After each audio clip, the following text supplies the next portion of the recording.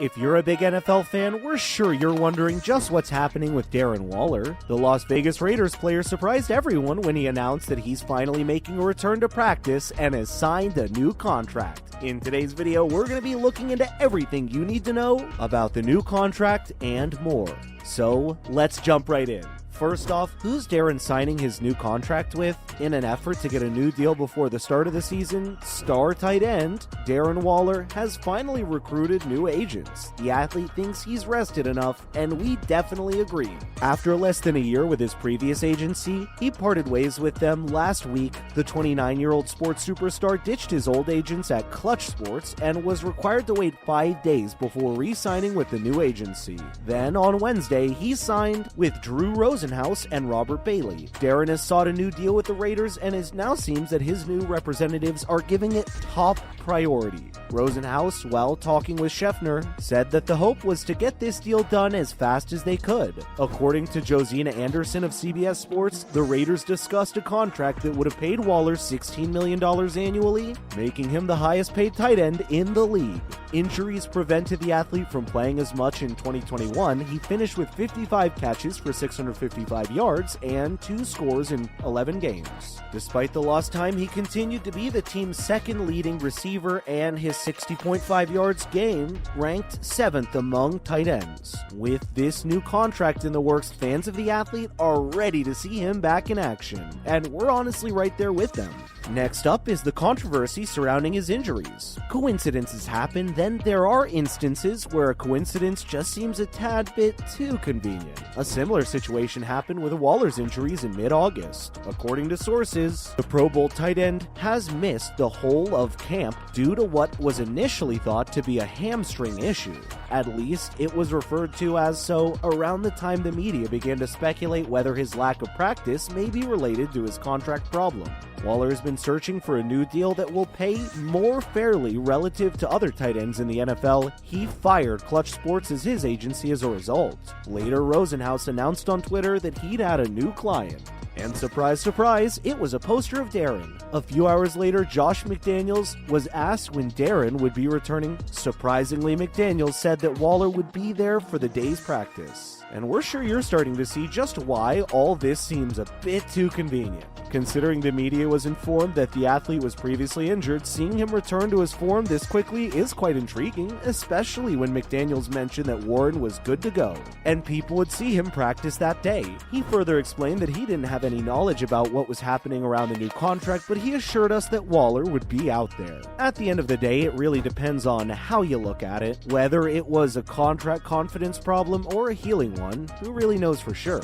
But there's no denying that people were hotly anticipating hearing about a new agreement soon. And now it's been cleared by the reports he's finally signed a new contract. Plus, this isn't Darren's first time missing practice due to injuries. While some might think that the timing is a bit convenient for Warren's injuries, the fact is that these things often tend to happen. In fact, the 2 weeks that the athlete missed weren't even the first time this year he's had to take time to recover. Last season, Darren couldn't make it to 6 games because he had an ankle and a strained IT band. That definitely is a lot more than the 3 practice rounds he missed in mid-August due to the hamstring injury. This obviously hurt the performance of the Raiders, as they weren't really in the best position to make up for the loss of their tight end. But with Davante Adams now being added to the team, they should have some additional support just in any case potential injuries were to happen this year. We're hoping for the best though. It'd be amazing to see the team at their full force this season. Moving on, his victories and what the future holds. The deal Waller signed for the 2019 season still has 2 years left.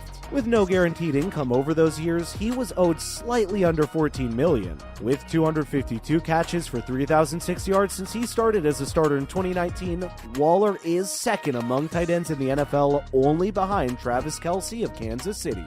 His 14 touchdown catches over the previous 3 years tie him for 7th place. The Pro Bowler improved in 2019 and 2020, finishing each season as one of the top players in the league at his position with 90 catches and 1,100 yards. He's outperformed the terms of his current deal, which ranks him 17th among tight ends with an average of $7.45 million annually. Waller and his new representatives think a new contract is necessary, even though he has 2 more years left under the team's management. After signing All-Pros Davante Adams and Chandler Jones, the Raiders, who made the playoffs for the first time in 5 years last year, now have even higher expectations. The Raiders are banking on Waller to be a part of the quarterback Derek Carr's explosive passing offense, which also has All-Pro wideout Davante Adams and slot receiver Hunter Renfrow. Now, all eyes are glued on Warren to see just how well he's able to perform. In other news, first off, after the Browns quarterback denies wrongdoing, an NFL advisor said she believes Deshaun Watson is, quote, playing us. Deshaun Watson's statement that he took accountability for his deeds while accepting an 11-game ban was not well received by at least one NFL official.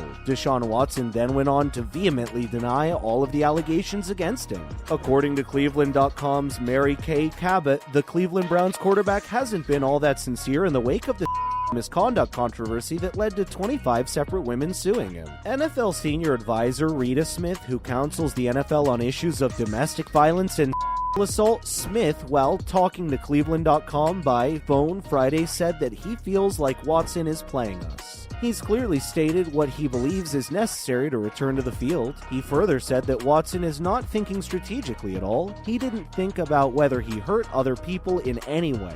He doesn't question any of his actions in the slightest. He concluded that he's done nothing wrong with total certainty. He says he simply wants to go play ball. This is about people trying to get at him. After the NFL challenged Watson's first 6-game punishment for misbehavior, he was handed an 11-game suspension and a $5 million fine, the biggest fine ever levied against a player in NFL history. Watson agreed to swiftly submit to a professional examination by behavioral specialists and accepted their treatment plan as a part of a bargain made before the case reached review. Following up, the Texans aren't on NFL.com's list of the teams that may have the largest turnaround in 2022. In each of the previous 2 seasons, the Houston Texans have amassed 4 victories, only because the Jacksonville Jaguars have somehow been worse than they have. The once dominant force at the top of the AFC South dropped to 3rd place the previous 2 seasons. When asked which club may have the largest turnaround in 2022 by NFL Network experts, former Texans quarterback David Carr selected the New York Jets. Carr made his assessment of the Jets immortal and said that the Jets haven't been in the playoffs in more than 10 years. There are 11 seasons left in the drought. In the previous 2 years, this roster has undergone a complete renovation thanks to the addition of playmakers for the attack and defense by general manager Joe Douglas and head coach Robert Saleh. Although it's a young squad, I think it has what it takes to advance from 4 wins in 2021 to postseason content in 2022. Finally, this season, Jalen Ramsey will host his own post-game podcast. This season, Jalen Ramsey is embarking on a new endeavor that should delight Rams supporters worldwide. On Sunday, Ramsey revealed that he will be presenting his own weekly post-game podcast with Uninterrupted, where he would analyze not only Rams games, but also games from other NFL teams. There is only one issue: it needs a name. For one day, Ramsey let followers suggest names for the show in his comments on Twitter. If Ramsey loves it, he might even choose one. He tweeted a video about what he had to say about his upcoming podcast and to learn more about his intentions. One of the NFL's most entertaining players, Ramsey frequently offers wise counsel at news conferences. Fans of all teams, not just those who support the Rams, will enjoy hearing him talk about games each week. That's a wrap for this video. What are your thoughts on Waller's new contract? Let us know in the comments below. Make sure to give this video a thumbs up and subscribe to our channel for more videos just like this. Thank you so much for watching. We'll see you in the next one.